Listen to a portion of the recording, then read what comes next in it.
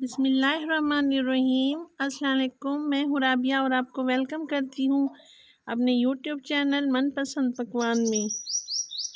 तो खुश रहें, आबाद रहें, जहाँ भी रहें अल्लाह की अमान में रहें। तो मनपसंद पकवान में आज मैं आपके लिए लाई हूँ बहुत ही मज़ेदार और बहुत ही टेस्टी रेसिपी। जी हाँ, मैं भिंडी गोश्त की रेसिपी लाई हूँ और भिंडी भी मैं वाइट वाली बना रही हूँ।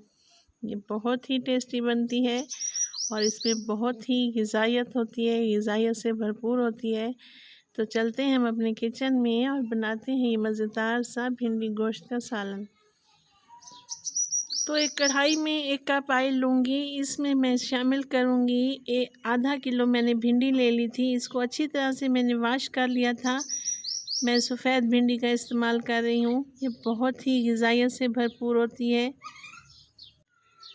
सब्ज़ भिंडी की बनिस्बत ये ज़्यादा ग़िज़ाइयत से भरपूर होती है और इसमें लेसदार मादा भी ज़्यादा होता है। इसीलिए तो मैं इसको तकरीबन 4 से 5 मिनट के लिए भून लूँगी। तो थोड़ा सा मैं इसमें नमक भी शामिल करूँगी ताकि नमक अंदर तक भिंडियों के चला जाए और तकरीबन 5 से 6 मिनट में इसको अच्छी तरह से भून लूँगी। जब हल्का सा गोल्डन कलर आ जाएगा तो मैं इसको एक स्ट्रेनर की मदद से उतार लूँगी। गर्मियाँ बहुत ज़्यादा हैं तो गर्मियों में कुछ समझ नहीं आता कि बंदा क्या बनाए। तो आज ये स्पेशली मैंने मंगवाई है ताकि मैं आप लोगों को एक अच्छी सी रेसिपी दे सकूं। ये देखें गोल्डन कलर आ चुका है। अब एक स्ट्रेनर की मदद से मैं इसको निकाल लूँगी। प्याज़ों को मैंने स्लाइस कर लिया है। 2 अदद मीडियम साइज़ के प्याज थे। इसी ऑयल में मैं पका रही हूँ। इसको मैं तकरीबन 2 से 3 मिनट पकाऊंगी। हमने इनको हल्का सा फ्राई करना है और 2 से 3 टमाटर लूँगी। इनको भी मैंने मोटा मोटा काट के इसके अंदर शामिल कर दिया है। अब चम्मच को घुमा फिरा कर थोड़ा सा मैं पकाऊंगी तकरीबन 2 मिनट के लिए। फिर एक स्ट्रेनर की मदद से मैं इनको भी निकाल के एक ब्लेंडर जग में डाल लूँगी। ये देखें कुछ इस तरह से। अब मेरे पास आधा किलो चिकन है। इसको अच्छी तरह से मैंने धो के साफ़ सुथरा कर लिया था। अब इसी ऑयल में मैं इसको भी भून लूँगी। तकरीबन मैं 5 से 6 मिनट इसको भूनूँगी ताकि इसका कलर चेंज हो जाए, ये पिंक से वाइट हो जाए। इसमें शामिल करूँगी लहसुन अदरक का पेस्ट 1 चम्मच भर के मैंने इसमें शामिल किया है। अब इसी तरह मैं इसको अच्छी तरह से भूनती रहूँगी जब तक इसका कलर गोल्डन ना हो जाए।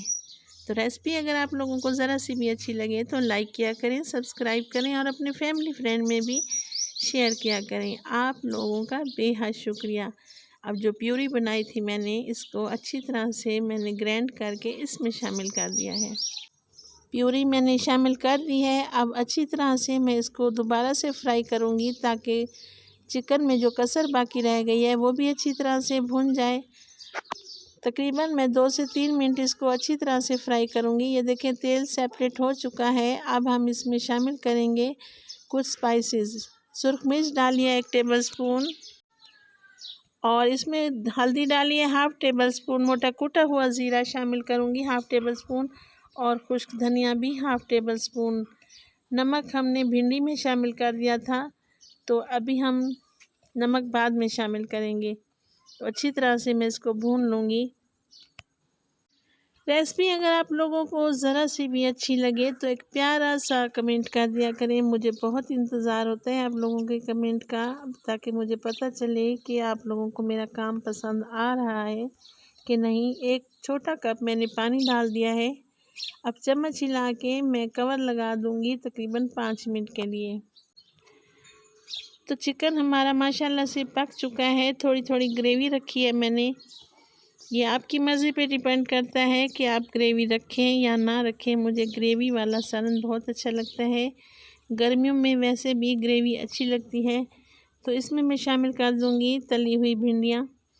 तो मैं इसको तकरीबन 2 से 3 minute medium to low flame पर, दम वाली फ्लेम पर रख दूँगी ताकि ये जो चिकन का शोरबा है माशाल्लाह से ये अच्छी तरह से भिंडियों में जज़्ब हो जाए। उम्मीद है आपको मेरी रेसिपी बहुत पसंद आएगी। भिंडियों की तो मैंने काफ़ी रेसिपी आप लोगों को दी हैं अपने चैनल पर ये बहुत ही टेस्टी और मज़ेदार हैं। आप एक दफ़ा मेरे कहने पर इस तरह भी बना के देखें, इंशाल्लाह ताला आप लोगों को बहुत पसंद आएंगी। थोड़ा सा मैंने गरम मसाला इसके ऊपर छिड़क दिया है। अब इसके ऊपर शामिल करूँगी ढेर सारा हरा धनिया। तो डिश आउट करते हैं। माशाल्लाह अल्हम्दुलिल्लाह, ये देखें कितनी यम्मी टेस्टी लग रही है। आप इसको गरम गरम नान, चपाती या तनूर की रोटी के साथ सर्व करें। तो राबिया को दें इजाज़त और अपनी दुआओं में भी याद किया करें। खुश रहें, आबाद रहें। अल्लाह निगहबान।